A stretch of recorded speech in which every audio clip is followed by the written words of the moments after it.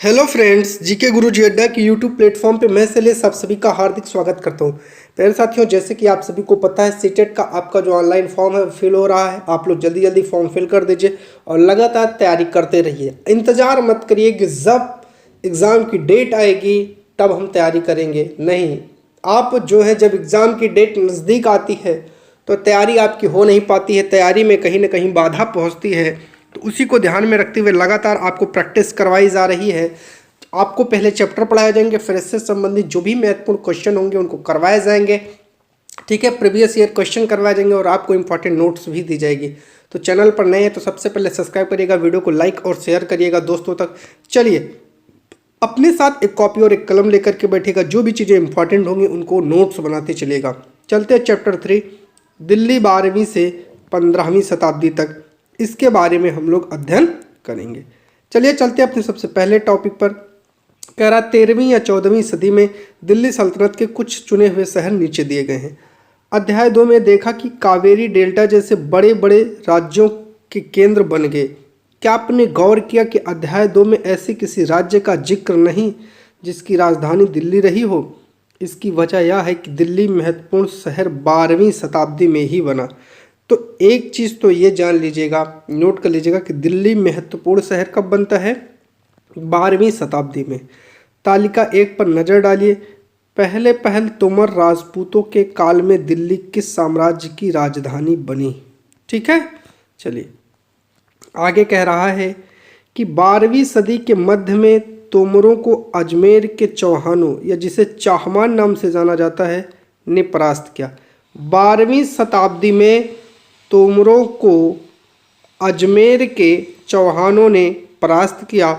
तोमरों और चौहानों के राज्यकाल में दिल्ली वाणिज्य का एक महत्वपूर्ण केंद्र बन गया। वाणिज्य अर्थात व्यापार का। इस शहर में बहुत सारे समृद्ध जैन व्यापारी रहते थे जिन्होंने अनेक मंदिरों का निर्माण करवाया। तो उस समय सबसे ज़्यादा समृद्धशाली जैन व्यापारी रहते थे जिन्होंने अनेक मंदिरों का निर्माण करवाया। यहाँ देहली वाल कहे जाने वाले सिक्के भी ढाले जाते थे जिनका प्रचलन बहुत ज़्यादा था। तो कौन से सिक्के ढाले जाते थे? देहली वाल। अब ये देखिए, आपका फिरोज़ाबाद है, फिरोज शाह कोटला है, ठीक है, हौज खास है, सीरी है, जहाँ पनाह है, देहली कोना है, कुतुब मीनार है, हौज सुल्तानी है, तुगलकाबाद है, आदिलाबाद है, ठीक है। ऐसे शहर दिखाए गए हैं। 13वीं सदी के आरंभ में दिल्ली सल्तनत की स्थापना हुई। इम्पॉर्टेंट है, नोट करिएगा। दिल्ली सल्तनत की स्थापना कब हुई? 13वीं सदी के आरंभ में। इसके साथ दिल्ली एक ऐसी राजधानी में बदल गई जिसका नियंत्रण इस उपमहाद्वीप के बहुत बड़े क्षेत्रफल मतलब जो क्षेत्र है उस पर क्या था? फैला था। अर्थात कह सकते हैं कि दिल्ली का नियंत्रण लगभग पूरे भारत पर था। तालिका 1 पर फिर से नजर डालिए। उन 5 वंशों की पहचान कीजिए जिनसे मिलकर दिल्ली की सल्तनत बनी थी। तालिका 1 नीचे है, परेशान मत होइएगा, अभी दिखाता हूँ। चलिए, जिस इलाके को हम आज दिल्ली के नाम से जानते हैं वहाँ सुल्तानों ने अनेक नगर बसाए हैं, जिसमें देहली एक होना है, सीरी है और जहाँ पनाह, ठीक है। इनको मैप में मैंने अभी आपको दिखा दिया था। ये है आपकी दिल्ली के शासक की तालिका और यहाँ से बहुत ज़्यादा क्वेश्चन पूछे जाते हैं, बहुत अच्छे से इसको याद करिएगा। सबसे पहले राजपूत वंश, फिर में आगे पढ़ेंगे तोमर कब से कब तक है? आरंभिक 12वीं शताब्दी से 1165 तक, जिसमें अनंगपाल 1130 से 1145 तक होता है। फिर चौहान वंश 1165 से 1192 तक चलता है, जिसमें पृथ्वीराज चौहान 1175 से 1192 में तराइन का द्वितीय युद्ध इसी के समय होता है। फिर प्रारंभिक तुर्की शासन आते हैं, जो आपके प्रारंभिक तुर्की शासन है, जिसमें ये समय है 1206 से लेकर के 1290 तक का है, जिसमें कुतुबुद्दीन ऐबक को पढ़ना है, शमसुद्दीन इल्तुतमिश को पढ़ना है, रजिया को पढ़ना है, बलबन को पढ़ना है, ठीक है। और सबका क्रम दिया गया है, ये नोट कर लीजिएगा। यहाँ से 100% क्वेश्चन बनते ही बनते हैं। फिर खलजी वंश पढ़ना है, जलालुद्दीन खलजी, अलाउद्दीन खलजी, ठीक है। फिर आपको पढ़ना है क्या? तुगलक वंश दिया है, गयासुद्दीन तुगलक, मोहम्मद तुगलक, फिरोज शाह तुगलक। यहाँ 1320 से 1414 तक कार्यकाल है। सैयद वंश में खिज्र खां को पढ़ना है 1414 से 1451 तक, और लोधी वंश में बहलोल लोधी को पढ़ना है 1451 से 1526 तक आपको पढ़ना है। चलिए, सुल्तानों के अधीन दिल्ली। इतिहास तारीख एक वचन है, तवारीख बहुवचन है। जो सुल्तानों के शासनकाल में प्रशासन की भाषा फारसी में लिखे गए। तो अब आप बताइए, सुल्तानों के शासनकाल में जो प्रशासन की भाषा थी वो क्या थी? फारसी थी। तवारीख के लेखक सचिव, प्रशासक, कवि और दरबारियों जैसे सुशिक्षित व्यक्ति होते थे, जो घटनाओं का वर्णन भी करते थे और शासकों को प्रशासन संबंधी सलाह भी देते थे। वे न्याय संगत शासन के महत्व पर बल देते हैं। ठीक है, चलिए, न्याय का चक्र क्या है? 13वीं सदी के इतिहासकार फ़क्र ए मुदब्बिर, बहुत इंपॉर्टेंट है, कई दफ़ा यहाँ से क्वेश्चन बना है, समझिएगा। किस शताब्दी का था? 13वीं। क्या कहता है? राजा का काम सैनिकों के बिना नहीं चल सकता, सैनिक वेतन के बिना नहीं जी सकते। वेतन आता है किसानों से एकत्रित किए गए राजस्व से, मगर किसान भी राजस्व तभी चुकाएंगे जब वे खुशहाल और प्रसन्न हों। ऐसा तभी हो सकता है जब राजा न्याय और ईमानदार प्रशासन को बढ़ावा दे। यही है न्याय चक्र। किसने प्रस्तुत किया था? फ़क्र ए मुदब्बिर ने किया था, याद रखिएगा। ठीक है, चलिए, अब है जन्मसिद्ध अधिकार क्या होता है, समझिएगा। जन्म के आधार पर विशेषाधिकार का दावा। उदाहरण के लिए लोग मानते हैं कि कुलीन व्यक्तियों को कुछ खास परिवारों में जन्म लेने के कारण शासन का अधिकार विरासत में मिलता है, जैसे मंत्री का बेटा मंत्री, विधायक का बेटा विधायक मान लिया जाए। ये कुछ और बातें ध्यान में रखें। तवारीख के लेखक नगरों में, विशेषकर दिल्ली में रहते थे, गांव में शायद ही कभी रहते हों। पहला, वे अक्सर अपने इतिहास सुल्तानों के लिए उनसे ढेर सारे इनाम इकराम पाने की आशा में लिखते थे, तो वे जो लिखते थे उसके लिए मुद्रा धन मिलता था। तीसरा, ये लेखक अक्सर शासकों को जन्मसिद्ध अधिकार और लिंग भेद पर आधारित आदर्श समाज व्यवस्था बनाए रखने की सलाह देते थे। ये क्या कहते थे? जन्मसिद्ध अधिकार को भी रखो और लिंग भेद को भी रखो। उनके विचारों से सारे लोग सहमत नहीं होते थे, बहुत सारे लोग नहीं सहमत होते थे। लिंग भेद क्या है? स्त्रियों तथा पुरुषों के बीच सामाजिक तथा शारीरिक रचना संबंधी अंतर। आमतौर पर यह तर्क दिया जाता है कि ऐसे अंतर के कारण पुरुष स्त्रियों की तुलना में श्रेष्ठ होते हैं। ठीक है। सन 1236 में सुल्तान इल्तुतमिश की बेटी रजिया सिंहासन पर बैठी। तो रजिया सिंहासन पर कब बैठ रही है? 1236 में। और कब तक रहती है? 1240 तक रहती है। ठीक है। उस युग के इतिहासकार मिनहाज ए सिराज ने स्वीकार किया कि वह अपने सभी भाइयों से अधिक योग्य और सक्षम थी, लेकिन फिर भी वह एक रानी को शासक के रूप में मान्यता नहीं दे पा रहा था।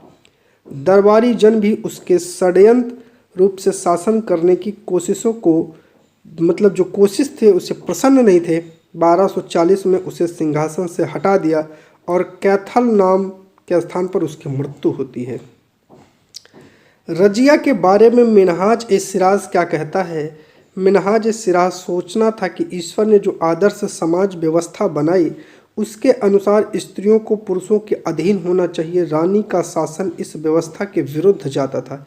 इसलिए अब पूछता है कि खुदा की रचना के खाते में उसका ब्यौरा चूँकि मर्दों की सूची में नहीं आता, इसीलिए इतनी शानदार खूबियों से भी आखिर हासिल क्या हुआ? बहुत महत्वपूर्ण कथन है, पूछा जा सकता है। रजिया ने अपने अभिलेखों और सिक्कों पर जो है, ठीक है, अंकित करवाया कि वह सुल्तान इल्तुतमिश की बेटी थी। आधुनिक आंध्र प्रदेश के वारंगल क्षेत्र में किसी समय काकतीय वंश का राज्य था। याद रखिएगा, कहाँ? आंध्र प्रदेश के वारंगल क्षेत्र में काकतीय वंश का राज्य था। उस वंश की रानी रुद्रम्मा देवी 1262 से 1289 के व्यवहार से रजिया का व्यवहार बिल्कुल विपरीत था। रुद्रम्मा देवी ने अपने अभिलेखों में अपना नाम पुरुषों जैसा लिखवाकर अपने पुरुष होने का भ्रम पैदा किया था। एक और महिला शासक थी, कश्मीर की रानी दिद्दा। क्वेश्चन पूछता है वह कौन सी शासिका थी जिसने पुरुष होने का भ्रम पैदा किया था? तो याद रखिएगा, 980 से 1003 उसका नाम दीदी या बड़ी बहन से निकला है। जाहिर है प्रजा ने अपनी प्रिय रानी को स्नेह भरा संबोधन दिया होगा। ठीक है, तो ये आपको जो है पढ़ना है, यहाँ से क्वेश्चन बने हैं। खलजी और तुगलक वंश के अंतर्गत प्रशासन नज़दीक से एक नज़र। दिल्ली सल्तनत जैसे विशाल साम्राज्य के समेकन के लिए विश्वसनीय सूबेदारों प्रशासकों की जरूरत थी। दिल्ली के आरंभिक सुल्तान विशेषकर इल्तुतमिश सामंतों और जमींदारों के स्थान पर अपने विशेष गुलामों को सूबेदार नियुक्त करना अधिक पसंद करते थे। किसको? जिनको अपना गुलाम बनाए थे। इन गुलामों को फारसी में बंदगा कहा जाता है। तो पूछता है गुलामों को फारसी में क्या कहते हैं? बंदगा। इन्हें सैनिक सेवा के लिए खरीदा जाता था। उन्हें राज्य के कुछ बहुत ही महत्वपूर्ण राजनीतिक पदों पर काम करने के लिए बड़ी सावधानी से प्रशिक्षित किया जाता था। वे चूंकि पूरी तरह अपने मालिक पर निर्भर होते थे, इसलिए सुल्तान भी विश्वास करके उन पर क्या होते थे? निर्भर रह सकते थे। चलिए, बेटों से बढ़कर गुलाम क्या कहता है ये?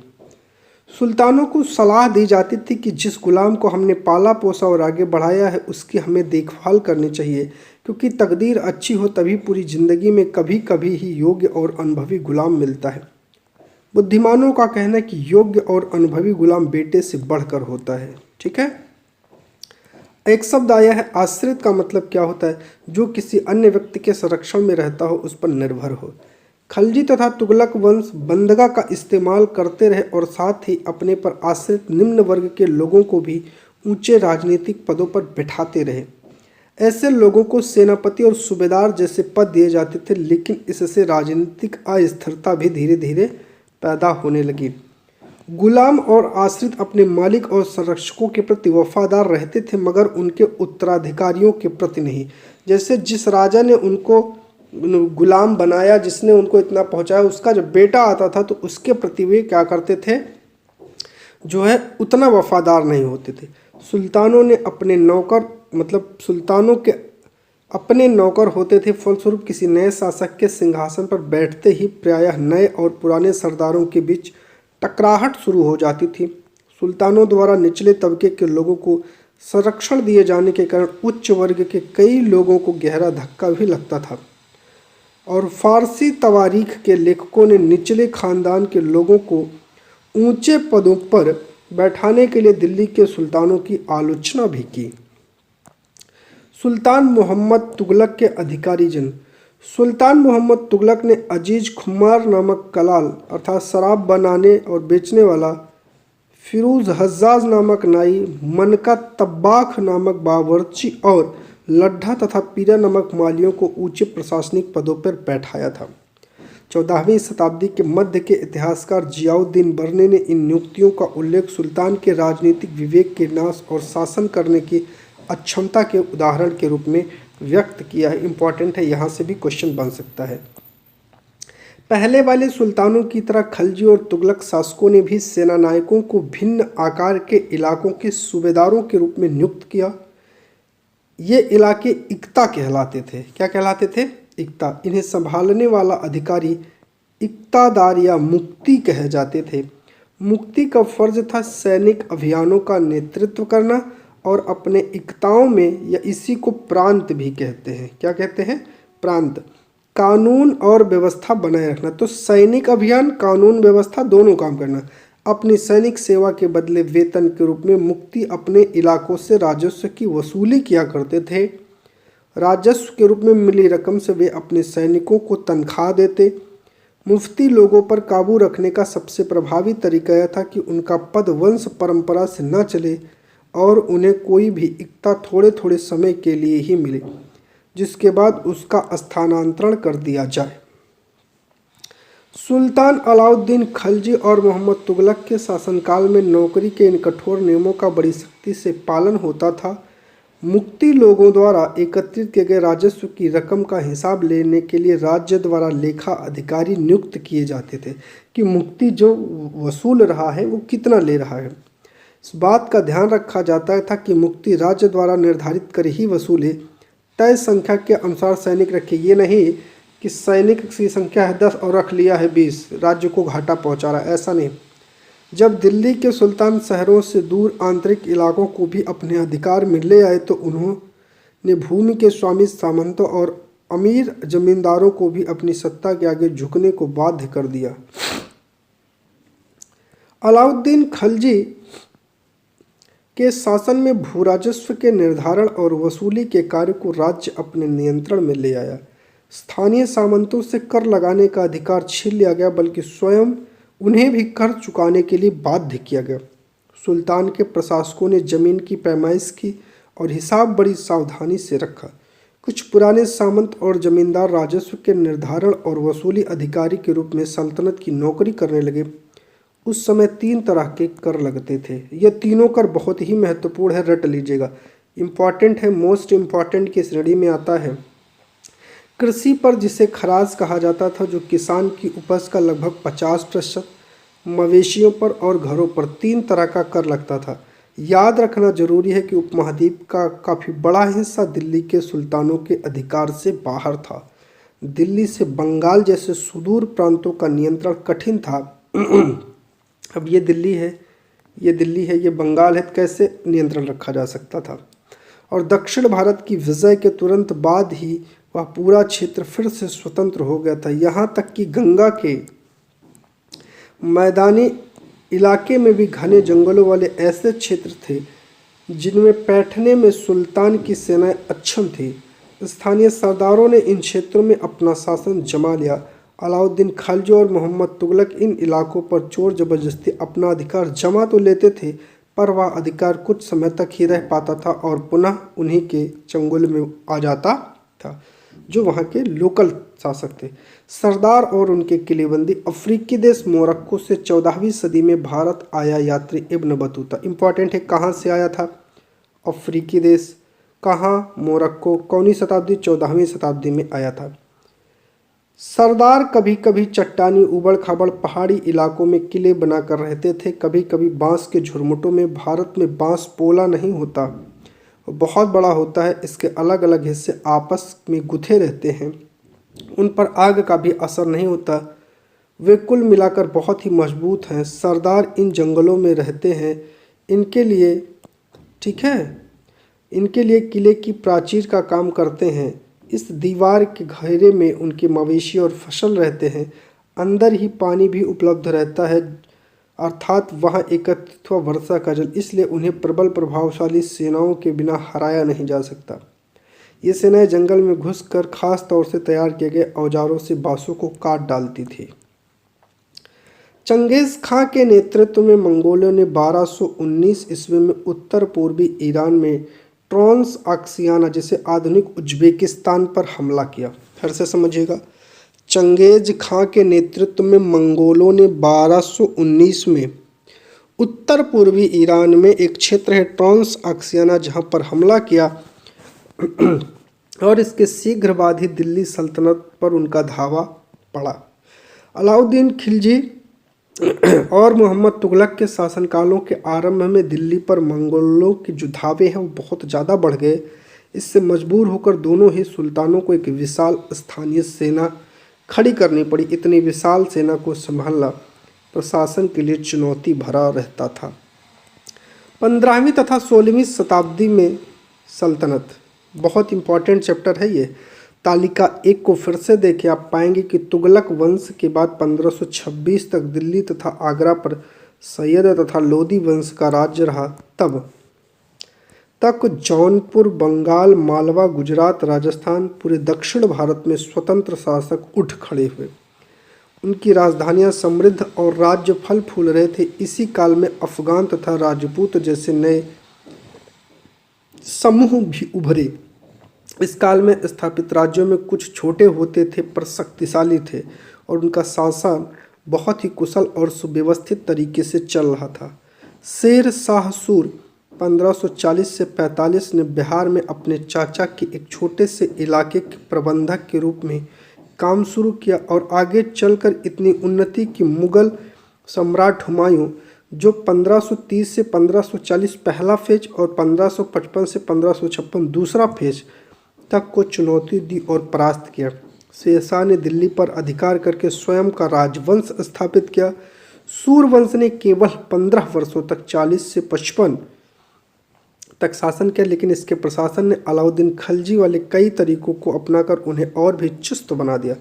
महान सम्राट अकबर 1556 से 1605 ने जब मुगल साम्राज्य को समेकित किया तो उसने अपने प्रतिमान के रूप में शेर शाह की प्रशासन व्यवस्था को ही अपनाया था। इतनी चाक चौबंद व्यवस्था शेर शाह किया था। ठीक है, तो ये था आपका जो है चैप्टर, बहुत ही महत्वपूर्ण चैप्टर था।